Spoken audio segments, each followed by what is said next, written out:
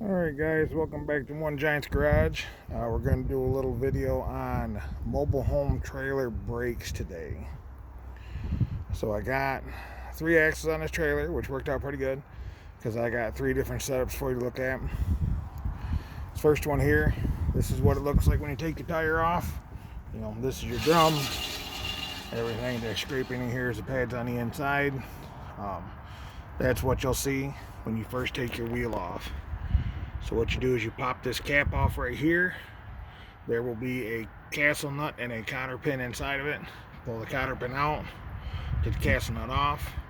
Your outer bearing will be just behind that castle nut, behind the washer. Pull all that out and this whole drum will just slide right off. Now once it does, it's going to look like this here. Kinda.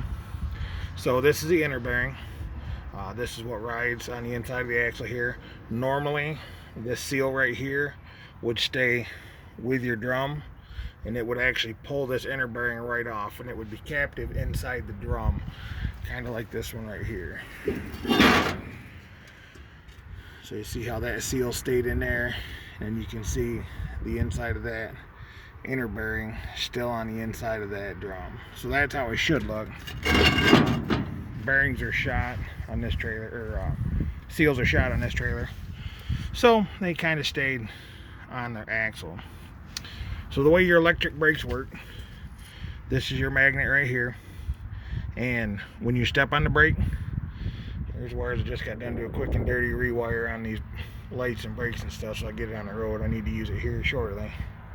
So your brake controller is wired into this magnet right here.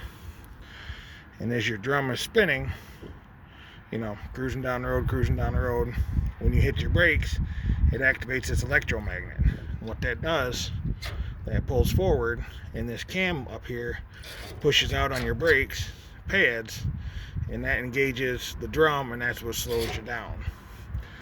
Now, most mobile home axles will have a welded on backing plate, which is this right here.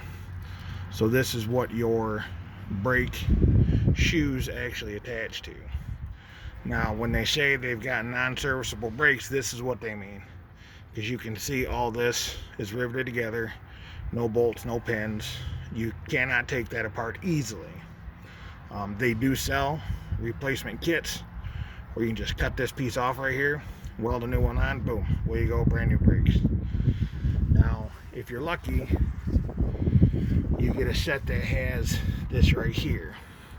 Now this is the same thing that your standard axles have, and it's a bolt-on flange. So what it'll have is this backing plate right here will bolt to this flange, so you can replace it super easy. Everything comes in a kit, 5 bolts, throw it on there, you're good to go. Now this axle itself on this one just happened to not actually have brakes on it. It's just an empty drum, so it's what we would call an idler axle. So now I'm going to show you how to measure your spindle when you're looking at parts, replacement bearings, shoe linings, stuff like that. They're going to ask you for your spindle measurements. So you're going to need 3. You're going to need outer bearing, you're going to need inner bearing, and you're going to need seal. So what you do is you go down to Harbor Freight, get your handy dandy dial caliper. I think I paid $15 for this, and it's lasted for years, and you can do all sorts of good stuff with it. So you take your caliper. First, you'll make sure it's zeroed out. Mine is. It's not that precise anyway. So you measure right here where this bearing rides, and you can see that is 1.25, we'll call it 5. So 1.255 for the outer bearing. Call that 1.751 for the inner bearing, and we'll call it 2.122 for the seal. So the other important measurement to take, if you ever want to upgrade to you know, putting regular drums and hubs and brakes and stuff on these, is axle tube diameter. Usually they're separated into two. They're either like 2.5 or 2 5/8, or they are right about 3 1/4. 3.15, I think is what they say they're supposed to be. So this one is 3.024, give or take. Close enough. They call that a 3-inch axle. So with those measurements, I could go and actually get a set of, you know, 6 or 8 lug brakes, hubs, drums, so that I could have regular like trailer tires on here, as opposed to these open center mobile home style tires.